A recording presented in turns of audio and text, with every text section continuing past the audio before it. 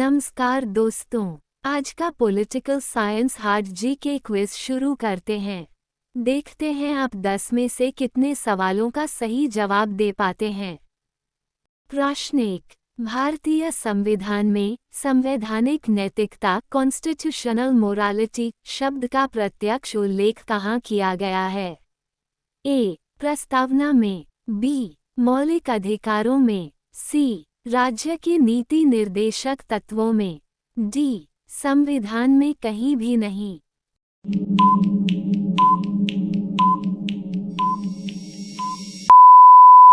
सही उत्तर डी. संविधान में कहीं भी नहीं।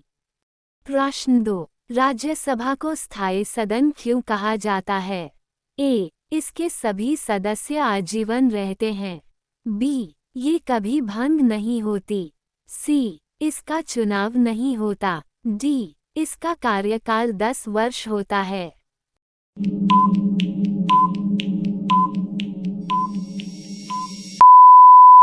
सही उत्तर बी. ये कभी भंग नहीं होती। प्रश्न 3। यदि राष्ट्रपति और उपराष्ट्रपति दोनों के पद रिक्त हों, तो राष्ट्रपति के कार्य कौन करता है? ए. प्रधानमंत्री, बी. लोकसभा अध्यक्ष, सी. भारत के मुख्य न्यायाधीश, डी. राज्यसभा के सभापति।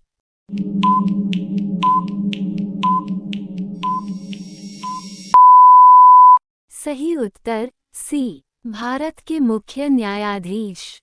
प्रश्न 4। भारतीय संविधान का कौन सा भाग संविधान संशोधन की प्रक्रिया बताता है?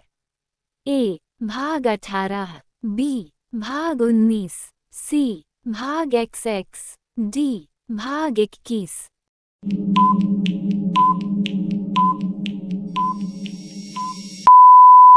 सही उत्तर सी. भाग XX। प्रश्न 5। राष्ट्रपति किस प्रकार के विधेयक को पुनर्विचार के लिए वापस नहीं भेज सकते? ए. साधारण विधेयक, बी. वित्त विधेयक मनी बिल, सी. निजी सदस्य विधेयक, डी. संविधान संशोधन विधेयक।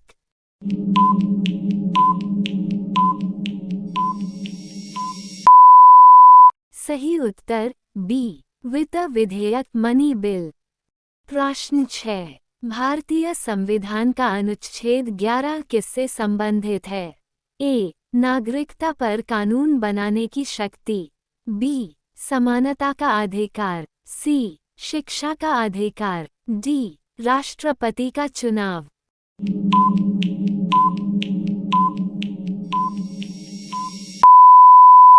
सही उत्तर ए. नागरिकता पर कानून बनाने की शक्ति। प्रश्न 7। भारत में पहली बार राष्ट्रीय आपातकाल कब घोषित किया गया था? ए. 1962, बी. 1965, सी. 1971, डी. 1975।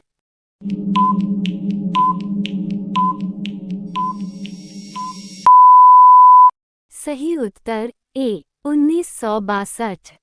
प्रश्न 8। संविधान सभा के संवैधानिक सलाहकार कौन थे? A. Doctor, B. R. Ambedkar, B.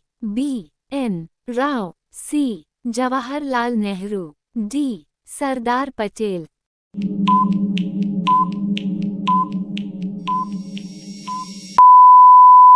सही उत्तर बी. एन. राव। प्रश्न 9। शून्यकाल 0 आवर का उल्लेख कहाँ मिलता है?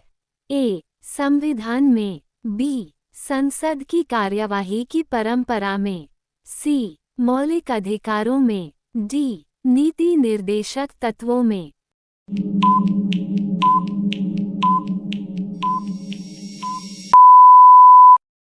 सही उत्तर बी. संसद की कार्यवाही की परंपरा में।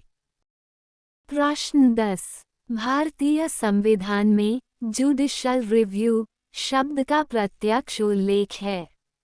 ए. हाँ, बी. केवल प्रस्तावना में, सी. केवल भाग 3 में, डी. नहीं।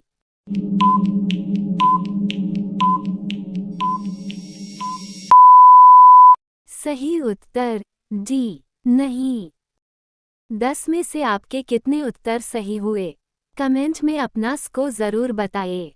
अगर वीडियो पसंद आया हो तो लाइक करें और ऐसे ही कठिन जीके क्विज के लिए चैनल को सब्सक्राइब करें।